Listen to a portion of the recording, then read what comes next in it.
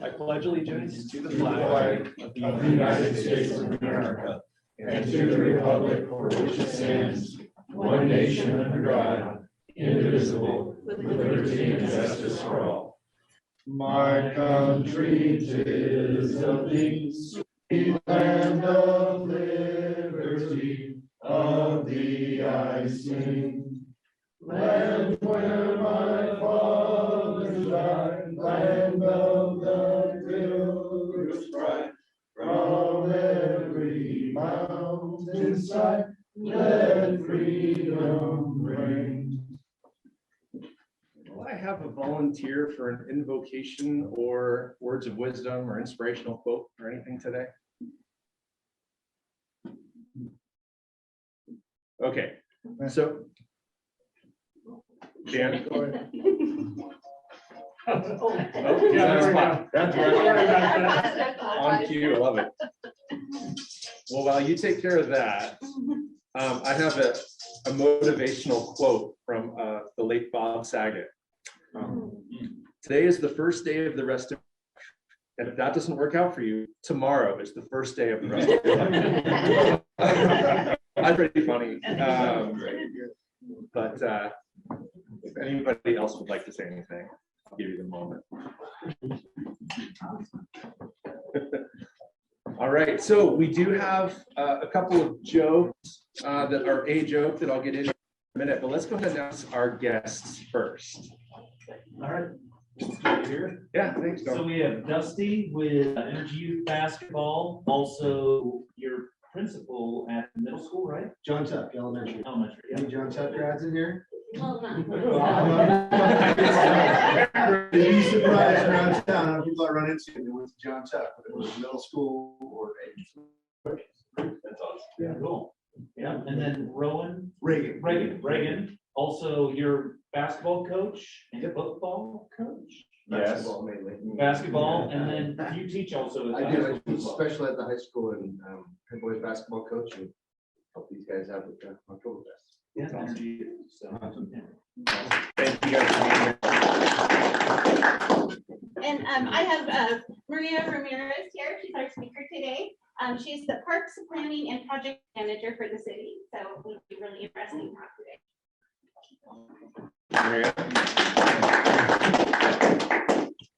And Chris and Daryl. Hello. Hello. Can you guys hear us? Hello. Pardon me? I'll give you a second yourself if that's all right. Didn't catch all that. You're cutting out. I'll move closer to the mic. I was just saying, I'd love to give you a second to introduce yourself if that's all right with you. Oh, okay. Yeah. My husband and I are members of the Kiwanis Club in Kalamazoo, Michigan, called Sunrise Kiwanis. I don't know if you remember us. We zoomed in with you guys about a year ago.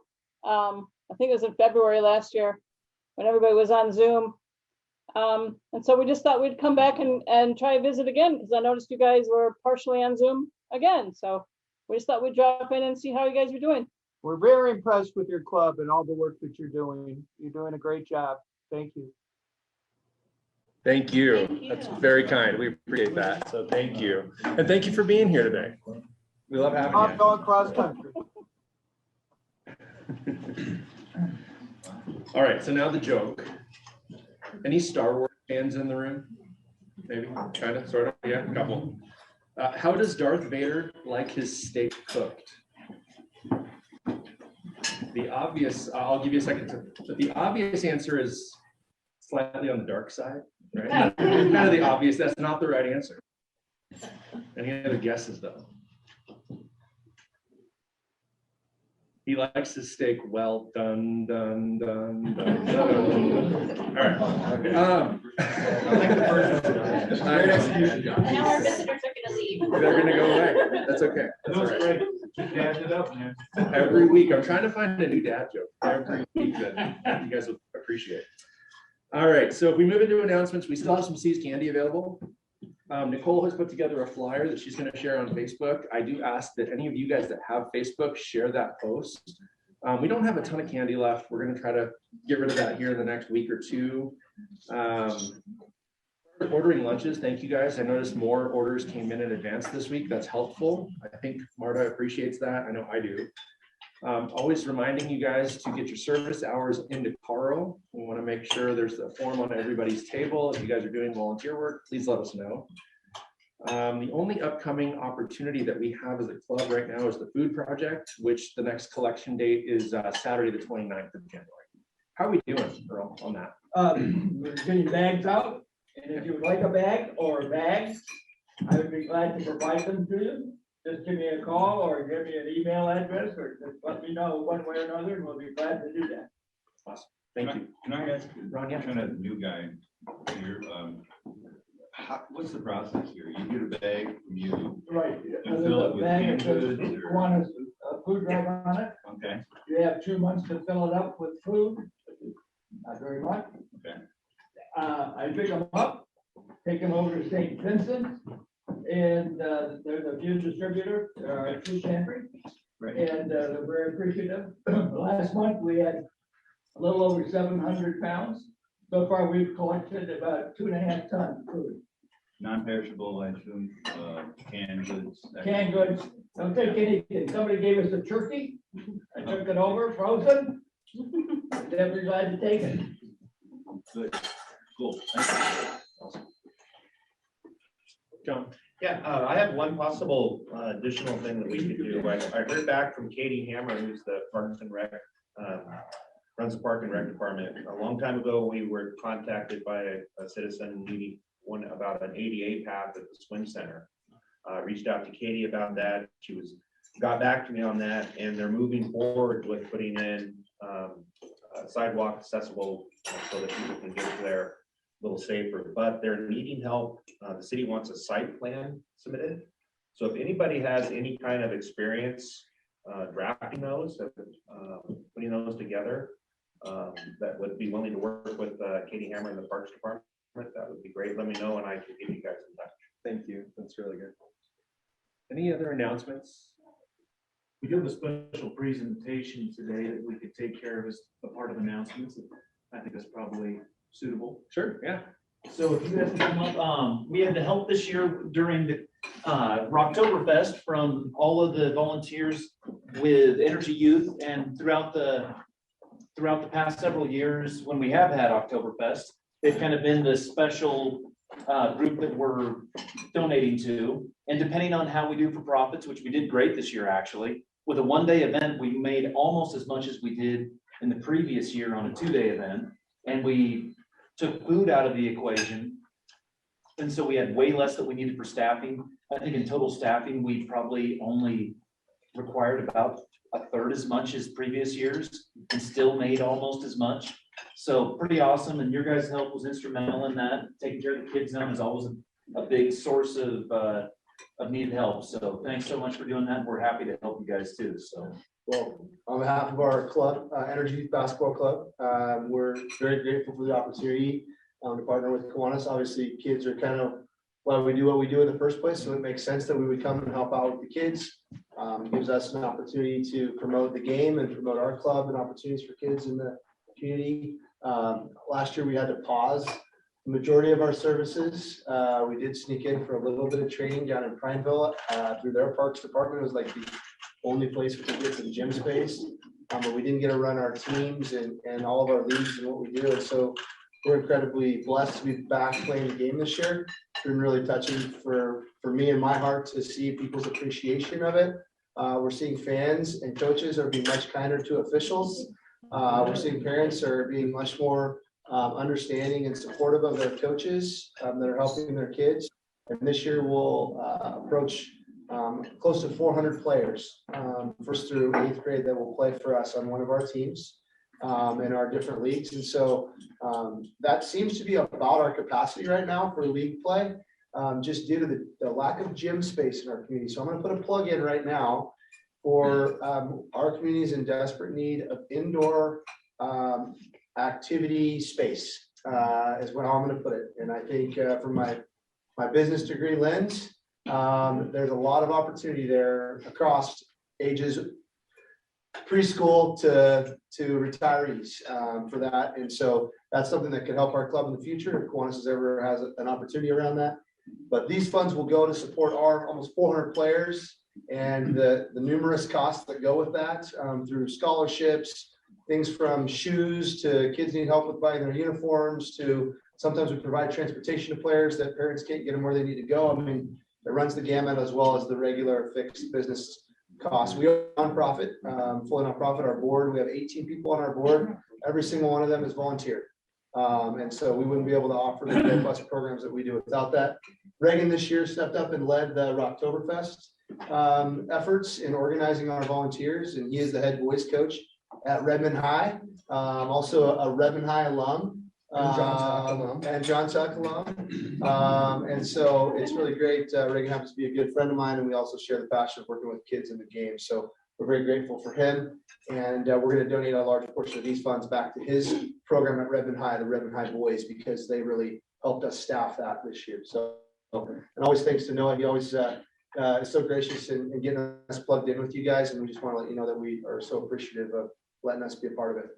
Yeah, and our oldest boy had his first year in Energy Youth this year, so we got to be a part of and there for a lot of the practices and games, and they really run a great program. It's awesome to see everybody come together in the community, and without you guys, we wouldn't have anything like it. So we really appreciate it. And so we were able to give you $4,000 out of the proceeds this year. So thank you so very, very much. Thank you.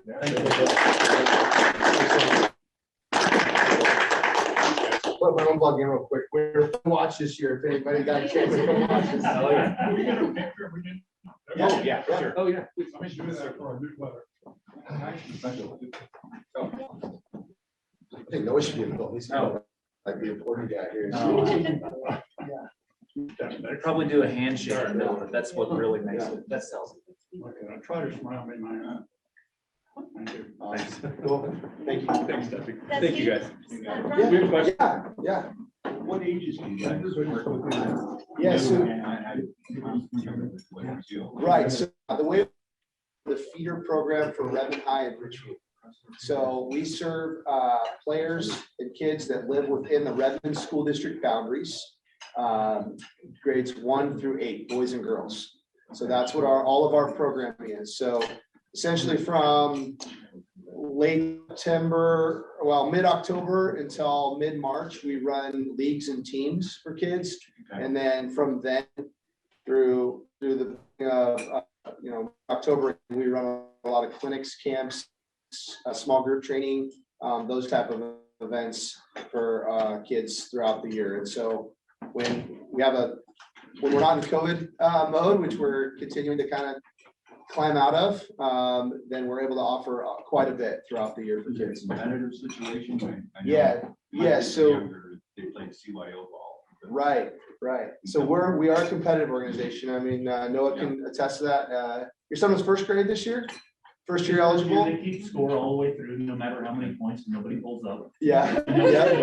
We keep score, we keep records. You get in our junior league, which is our 1st through 4th grade league. We have a league and they keep track of their records and they get seedings for the end of the season tournament based on how they've done. We have commissioners that are coaching our coaches throughout the season.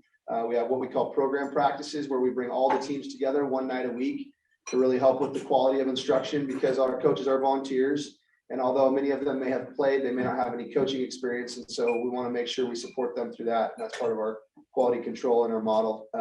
And then our 4th through 8th grade players are eligible for our tryout based teams that play in a local league here, which the league has been called COBO for about the past 20 years in Central Oregon. That was dissolved this year by Craig Reed, a gentleman from Bend who has founded that. And so actually the Redmond School District stepped up and started what's called the Cascade Basketball League. So much again, warming my heart, basketball is running through Redmond right now. So we host all of the league play in Redmond and all of our gyms, 4 weekends, 16 games for those kids. And then those teams of ours will travel around. I've already been to Hermiston and Boise and Salem with my teams. And then we'll be going to Tri-Cities in a few weeks. We're actually hosting a pretty large tournament this next weekend that we're bringing in some teams from around the state in the Northwest. So, yeah. Volunteers? to coach and stuff? We are always looking for volunteers. Absolutely. Yeah, we would love to get folks plugged in. So if you know anyone, we've got a strong web presence, Facebook, Instagram. You can contact me anytime. I'm glad to talk hoops with anybody, anytime, anywhere. So, yeah, cool. Thanks, Seth. You got any other questions? Thank you so much. Thanks, Seth. Yeah. All right, let's go ahead and do our 50-50. Do you mind grabbing the ticket for it, please? All right. Last three digits are 654. There we Yay. go. $10, and you get to go collect happy dogs from everybody. Oh, okay. All right, we'll start at this table. John and I had a great trip over to Salichan for our 20th anniversary. Awesome. And for Maria, for being here and speaking with us today. Good. And maybe, Josh, you could explain what happy dollars are for our guests. Yeah, so happy dollar is something that you're grateful for. If you want to share with the group something that you're happy about or sad about or whatever it is, it's just $1 to share what's going on in your life. Right, this table I see. Got a couple happy dollars at the spin Saturday skiing and doo with daughter and family and fabulous weather. Mine was a little bit too long. All right, thank you. My son's college started out, but I was happy to see Georgia beat Alabama because defense wins games. Yeah. And Coach Dan Lanning is going to University of Oregon, so. Happy. Little tie. We had our belated Christmas on Saturday, postponed because the older granddaughter had COVID, a light case, but anyway, we were in McMinnville with house and the other from Puget Sound came down, so it was a good family time. Yeah, a couple of was and I just got back from the Big Island of Hawaii last Saturday. We were there for our 16th anniversary. It was awfully nice. Weather was great. We missed all the snow, so we were very happy about that. Just also happy the great weather now that we're back too. All right, anybody else? Oh, all right, we'll take one. Just goes to basketball team. Just excited that we are providing opportunities for our kids. We're prioritizing our youth and that they get to be active again. Awesome, thank you. Thanks, got one for you. Oh, got another. Thanks for the invite and the opportunity to help out in the community. You're welcome, thank you. Yeah, thankful that the club can support programs like we have with Dusty and crew, and just appreciate what they do in the community. It's now more than ever, very important. Couple more. Belated, really neat Christmas long distance via face-to-face with New Zealand, and Tim are doing extremely well, living out of their garden. It's good summer there, and they're doing great. Two grandkids and Jessica are also a ways away, but really well, and it was good to have that time with them, sitting in our living room. Good, thank you. I have a happy dollar, just happy to be here at my first Kiwanis meeting in Redmond as a member.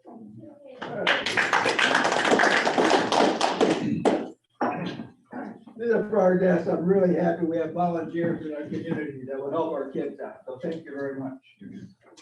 Yeah, I'm gonna echo that. Thanks for being here. all right. Anybody else? Yes, Okay, now hold on. hello. Can you guys hear me? Yeah, hold on a sec. I do have $1 for our trip to Salichan. It was a wonderful time. I wish we were still there. Great trip. $1 for my friend Mike Patrick, who forgot to mention the great time he had in Corvallis watching the Ducks and Beavers basketball game. Just reminded you of that. And then $1 for each kid. They're both doing very well. All right, and online. And go ahead. Yes. So I have the pre-badge this month, so I'm not going to pay for these comments. But my son had COVID a couple weeks ago, He was vaccinated and boosted, so he only had a mild case, but he tested positive. And he's fine now, so I'm happy about that. Our daughter Hannah spent 3 weeks with us over the Christmas holidays, and she's going back this semester to graduate with 2 degrees at the top of her class in mathematics and economics. So we're pretty jazzed about her performance. We're actually going to drive to Ohio in May to be present at her graduation because her own parents can't make it. And also, I finally have started writing a memoir. I'm 35,000 words into it and still going strong. So maybe someday you'll be able to read a book about my life, which has been quite interesting, I think. And finally, I was going to read something for the invocation, but I think I'll read it now. It came from Facebook. Some of you have seen it, I'm sure, but it goes like this. A teacher wrote this. Several years ago, this teacher invited a Buddhist monk to speak to their class. And the Buddhist monk just walked in quietly and wrote on the board, "Everyone wants to save the world, but no one wants to help mom do the dishes." And everybody laughed. But then he went on to say, statistically, it's highly unlikely any of you will ever have the opportunity to run into a burning orphanage and rescue an infant. But in the smallest gesture of kindness, a warm smile, holding the door for the person behind you, shoveling a driveway for someone else, you've committed an act of immeasurable profundity, because to each of us, our life is our universe. So this is my hope for you in the new year, that by smallest acts of kindness, you will save one another's world. And with that, I'll turn over the mic. Thank you. Thank you. I have a happy dollar. While it's not, daughter plays club volleyball and just finished the tournament. Really well. They didn't win, but they did very well. And just watching the kids improve week after week after week is just inspiring as an adult. So I love it. So thank you. Awesome. All right, thank you. Thank you. Okay, Maria, take a big bite and then the floor is yours. I'm all equipped to share my screen. You should be, Okay. yes. We're good to go.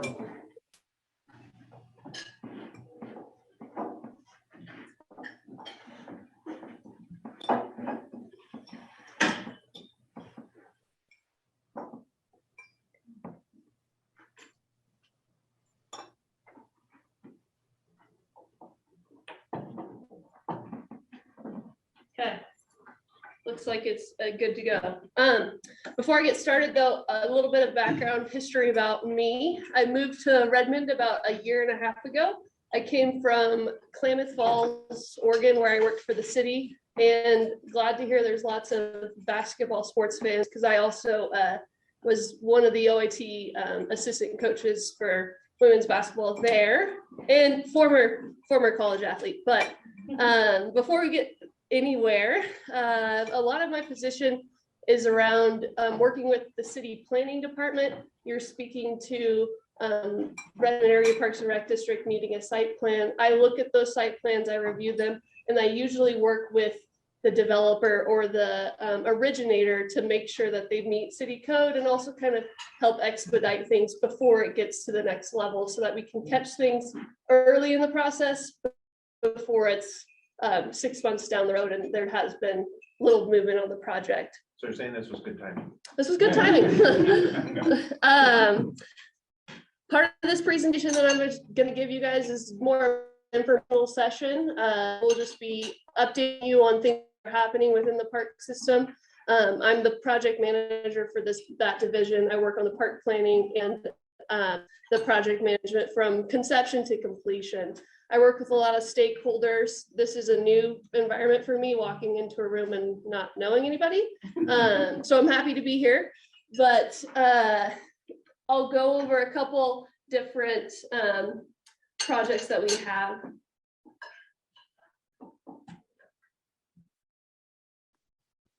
Before I get started, a little bit of history, and I know some are familiar with the park system, but we do have 26 developed parks. Those include Kiwanis Field, Spudville, Sam Johnson, Baker, different neighborhood parks, different community parks.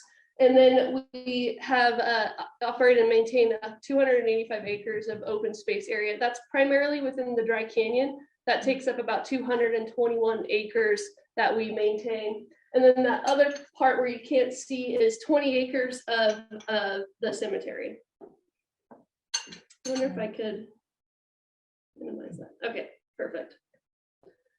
In our park system, we have 6 different classifications. Those include community parks. Those are much larger size parks, like the Central Dry Canyon area, which can Sam Johnson, Spudville, Kiwanis.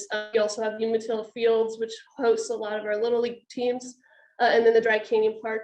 Our neighborhood parks are smaller parks. These are typically 4 to 5 acres in size, and we try to keep that standard in any neighborhood.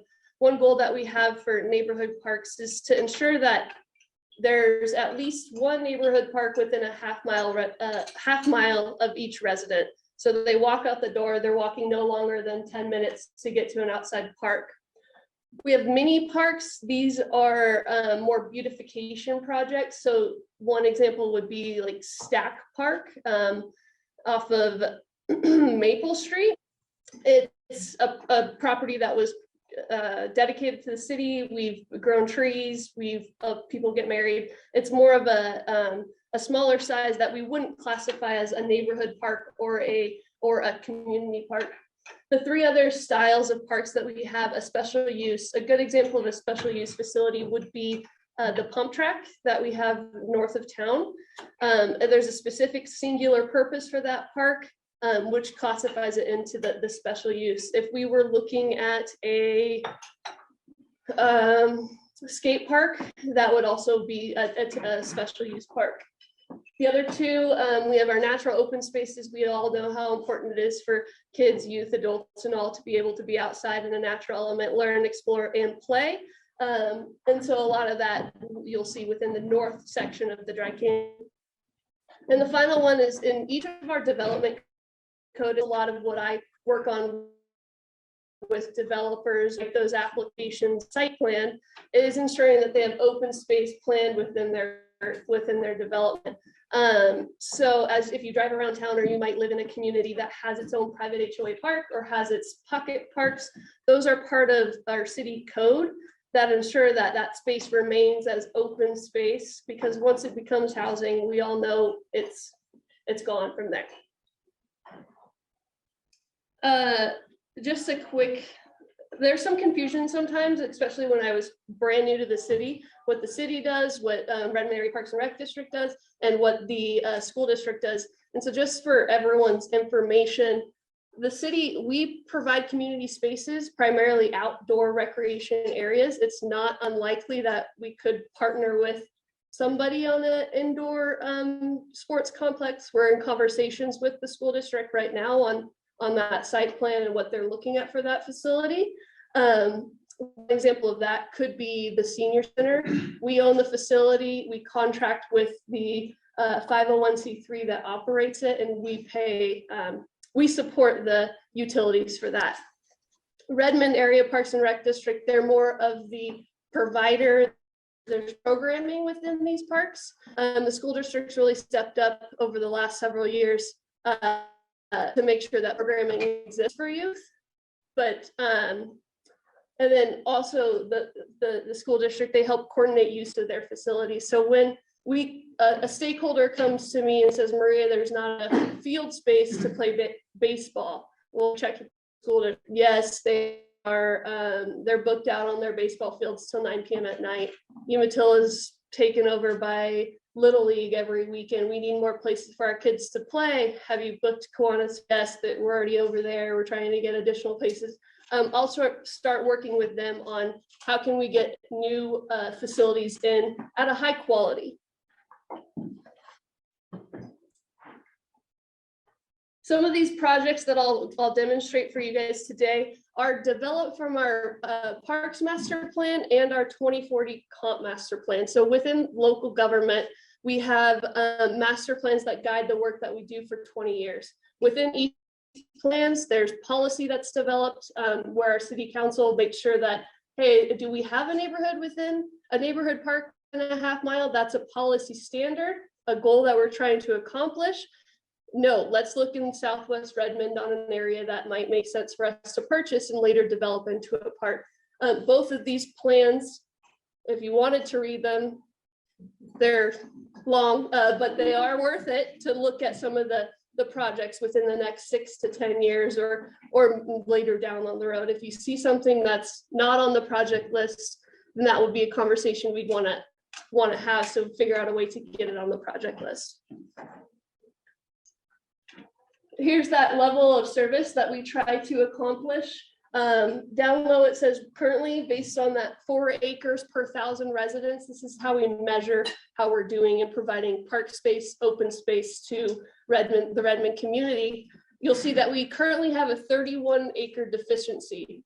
So this is why a lot of our focus is on capturing land, looking at acquisition opportunities so that we can secure the acreage, and when it's developed at a later time, we know it's there to meet that goal. Another part in this section here, you'll see by the time the rate that Redmond's growing, as we all know, it's growing exponentially. We grew over 4,000 folks last year. We will be at an 87 acre deficiency in 14 years. Hey, do you require the developers to offer some of their land for the parks then when they develop their neighborhoods or whatever? Yeah, that's part of the development code too. So later in this presentation, I'll show you a couple of parks that we're actually partnering with the developers to do. In the past, we've required a dedication to the city and some land use. Now we're focusing on a system development charge reimbursement for developers that do build the parks for us. So it's a more of a attractive donation as opposed to giving us a parcel of land that might not make sense for our park system. But we have complete control over that, where the park will go, how many acres it will be, what we're looking for the park to include, amenities, drinking fountains, restrooms, baseball fields, basketball courts. Here, this is that goal that I was speaking to on that half mile. And in this map here, it shows where we're targeting acquisitions based on this half mile radius of current parks. So we've got Umatilla, Valley View, gosh, I should know that. Baker, and then the Dry Canyon. And so each one of these starred areas, we're looking for either neighborhood parks in the smaller section or community-sized parks in the larger stars. Community-sized parks offer the larger attractions like ball fields, basketball courts, tennis courts, pickleball courts.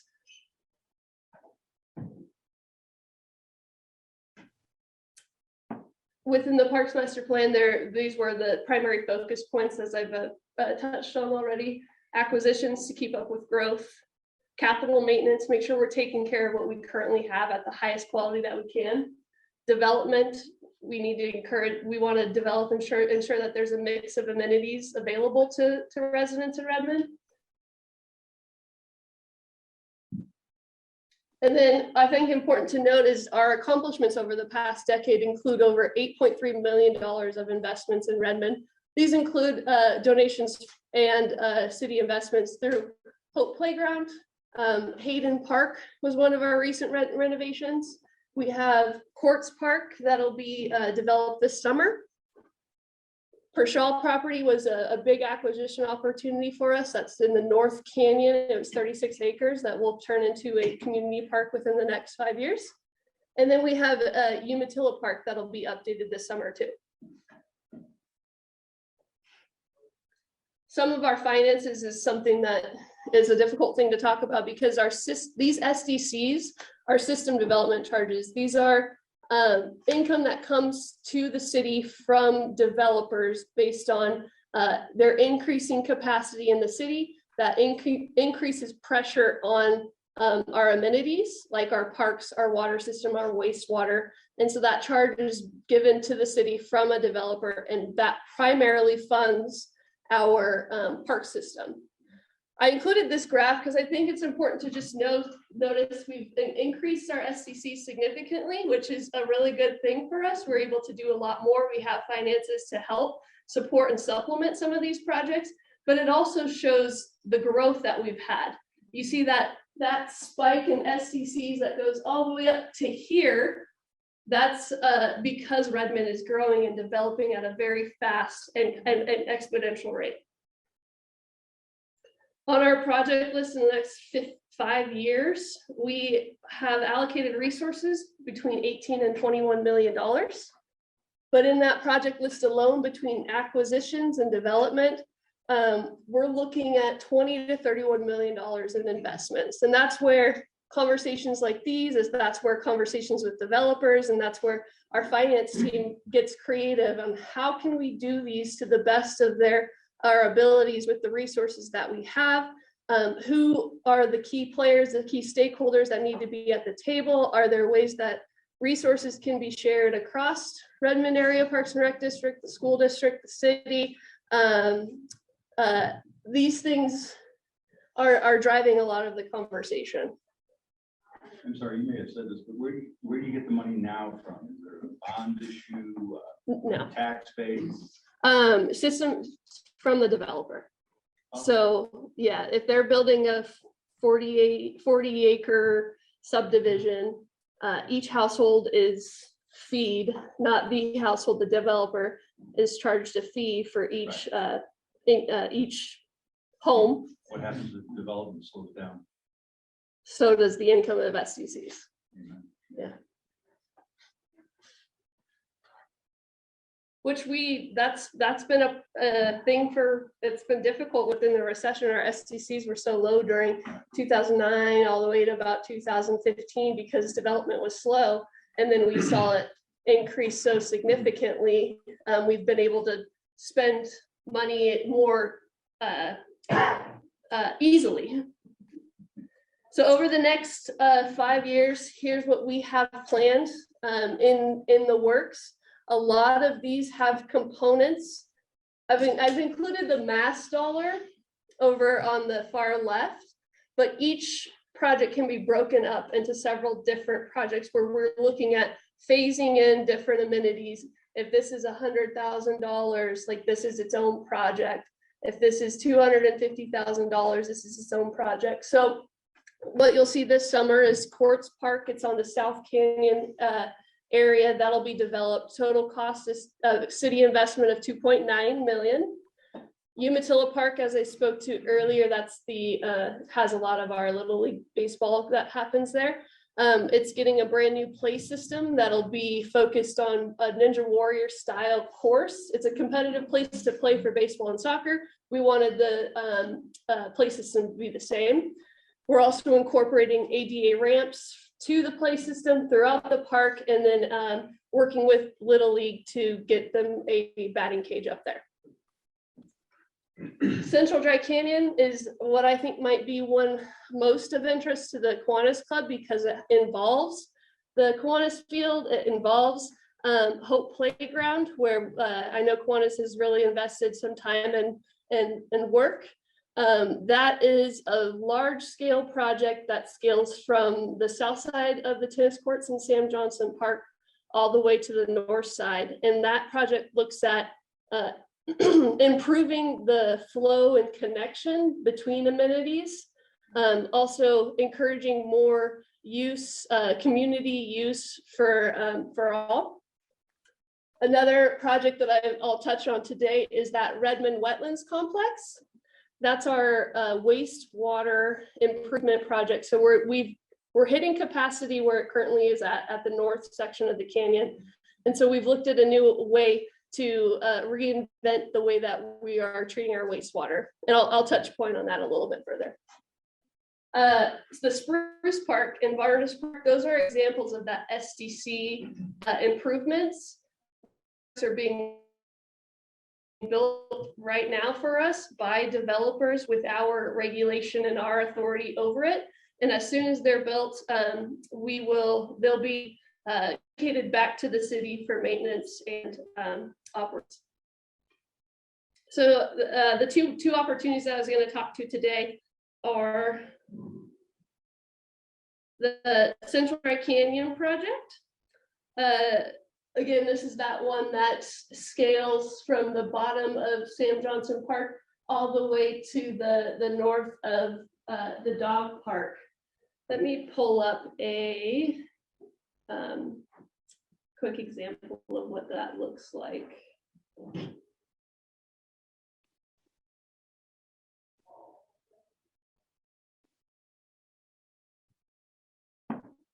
Are you guys familiar?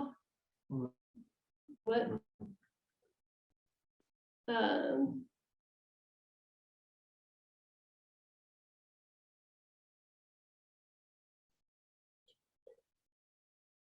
It doesn't look like it wants to download. But so what we've looked at in this project is here we go. Okay.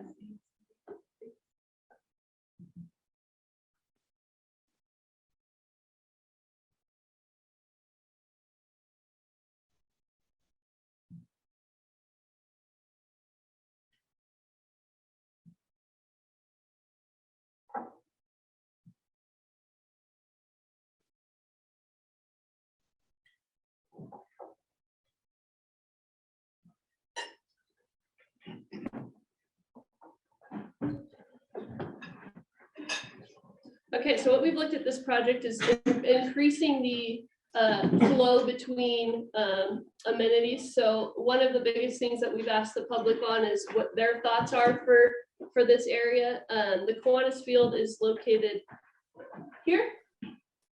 Currently, we don't have any plans for that, but we would like to know what the possibilities would be there. We're improving the parking in this section. We've looked at rotating Spud Bowl to be more perpendicular to 15th Street as opposed to offset like this. When we do that, we have the opportunity to look at, does it need resurfacing, maybe an AstroTurf field. That helps us with maintenance. That also provides our kids a high quality field to play on. And then we're looking at improvements in the south area, because if you've been there between the hours of 8 a.m. till 1 p.m., that section could get pretty congested pretty fast. One big thing is the more people that are using it, the harder the parking problem is. So we're really encouraging looking at this gateway section that's out to the high school, where we would more of the community style events or everyday park users could park here at the high school, walk across the crosswalks and access the park pretty easily. That's a fairly large project. Then the last one that I wanted to touch on was what I've put up over here, which is the Redmond Wetlands Complex. This is that wastewater conversion. So we're taking the mechanical system from we're taking the system from a mechanical setup and turning it into a wetlands complex that'll look a lot like this. And that is out on Northwest Way, north of Coiner in Redmond. We've got, this is what the overall look will look like. This is a current system that's working in Prineville right now. Ours is outlined like this. The reason why I'm involved is because when we move it from a system that we currently have, which is the mechanical system, and go into a wetlands area, we have a lot of opportunity for increased recreation. This includes paved and gravel trails. This includes educational interpretive signage from the tribes. This includes pavilions and restrooms and things that I work in every day. Also on top of that, we get this 640 acres that's currently BLM use and are able to do something recreational focused out in that area, potentially a mountain bike trail, ATVs, something of that nature. So ultimately, this isn't going to be what it looks like. We're still in the final designs of what it looks like. The next stage, which we should be doing within the next 2 months, is designing something that looks like this, going out for public comments for the second or third time. And then questions? Yeah. How many acres involved in this new project in Redmond? We Total have acreage. total 1,200. So the current treatment building at the end of Dry Canyon, it'll be decommissioned and removed then? It'll be decommissioned. Currently, right now, the conversations are that it'll be then given to the Parks Department to understand what we're going to turn it into. And does that extend the park then for the Dry Canyon a little bit further to the north when that happens? Yeah, and also provides connection to that Pershaw property that we bought in 2018. Okay. Cool. So then you guys will probably make the trails easily connect then through to that new property. We're trying, yeah. That's one of the best things about this that people aren't talking about if you aren't. We currently have a source of smell that people like to deny exists, but it does. At the end of our Dry Canyon, the Jewel of Redmond, that will be closed and no longer a source of smell. It's one of the greatest things to happen to this town in the time I've been here. Since the bypass, the best thing. And the trail system that we can have through in this, the treatment wetland, the smell disappears. The smell that he's talking about, it does exist. Yes. But going into an infiltration system like that, the smell completely disappears. And it's where it doesn't matter anyway. Yes. For the most part. Well, I mean, yeah, there's not that many people out there that would be bothered by a slight smell like having people on top of it before. yeah. Other question? Yeah, I don't know, if this is doesn't sound like it's your thing, but back in Michigan, our club did an awful lot of work around programming that the Parks Department did. Festivals, farmers markets, things like that, sponsorship kind of things. Do we do much of that here? Or we had something like every week. Yeah, that's more the chamber and More the chamber? Redmond Area Parks and Rec District. Okay. Yeah. And back there, it was run specifically by Parks and Rec. Yeah. And nonprofits could make some money, and then they turned it back into sponsorship dollars that were given to the city and the Parks and Rec Department. So I don't know. Yeah, so the way that Redmond's set up is we're a parks division as a piece of this public works department in the city. Okay. And then that programming side is a tax-based funded organization, Redmond Area Parks and Rec District, who puts on youth programs, puts on adult swim programs, and does more of the programming. The chamber does fills a role too in bringing community events to town. Oh, yeah. You know, we did early childhood development fairs, things like that, you know. Yeah. That were community based. So, okay. So I mean, that's a lot that we have going on. And is there any questions on any of the project lists that you guys, any additional questions you might have? Yeah. So your source of funding for most of this is either user fees or SDCs, is that accurate? Yeah. And comparatively to like the Bend actually has a levy. Yes. Is that right? Yeah. In addition to the SDCs and user fees. Yeah. If you ever see a levy in our future? For the Parks Division, that's a possibility.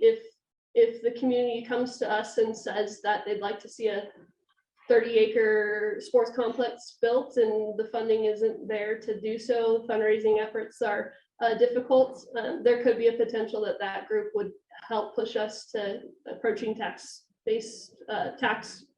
for a levy. I do know that the Redmond Area Parks and Rec District is looking at going after a bond, a voter pass bond to fund a recreation swim center.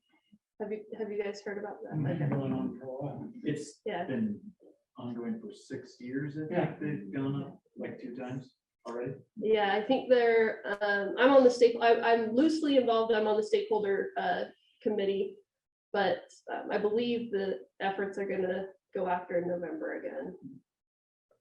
But from the city point, not for the Parks Division. Anything else I can answer? Yes. Just a comment, having been out to the one in Pineville, That's pretty cool. Yeah. Because you got all kinds of wildlife on those ponds. Well, there's a way to make your waste beneficial to the world around you, and all the newest systems are making it, I mean, so that what comes out of our toilets and our sinks and everything else, you know, makes it a better environment for everything, all the animals and us too. Yeah, and we'd be happy, once we have what the design this looks like, we transform it from this concept that we've been discussing to something that looks like this. We'd be happy to come and share it with the group. There are several opportunities for community support. We're looking at trailheads, benches, tree plantings, volunteer events. Audubon Society has been very active in helping us decide what amenities we should be included in this section. But yes, we should have this design concept pretty well wrapped up in the next 4 months, and we'd be definitely willing to come back and. How soon do you guys think you'll start construction and complete it? Construction will start February 2023, so a month of almost 13 months from now. And how long will it take to complete? Less than 2 years, so about 18 months.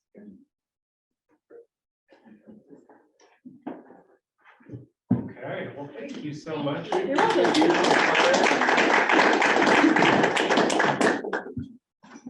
Yeah, you were able to condense that down very well into a 20-minute deal. That's right. A lot of information there, so Yeah. thank you. Yeah, I think we'd love to have you back, so. Thank you. I'll follow up with you on that. But any final questions in closing?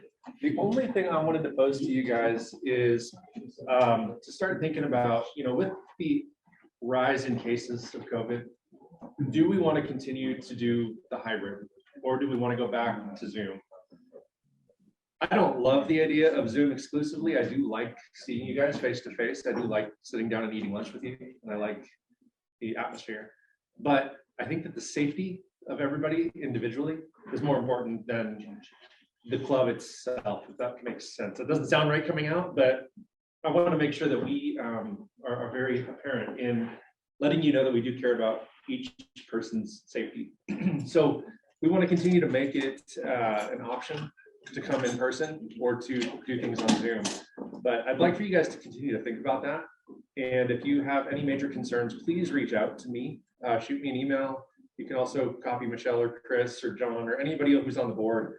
You know, we're talking about this constantly and trying to make the best decisions as a club as we can. So I wanted to close with that.